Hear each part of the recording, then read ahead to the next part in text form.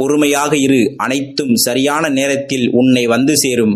உனக்கு இனி ஒவ்வொன்றாக நல்லது நடக்கத் தொடங்கும். நான் உனக்கு துணையாக இருக்கிறேன். உருகுலைந்து கிடக்கும் உன்னுடைய வாழ்க்கையை சீரமைத்து உனக்கென ஒரு அடையாளம் தந்து இந்த உலகில் நீ பலருக்கும் முன் உதாரணமாக வாழும்படி செய்வேன். உன்னுடைய இல்லத்தில்தான் இருக்கிறேன். இனி உனக்கு எந்த குறையும் இருக்காது. உன்னுடைய கடமைகளை செய், நடப்பதெல்லாம் நன்மையாகவே நடக்கும்.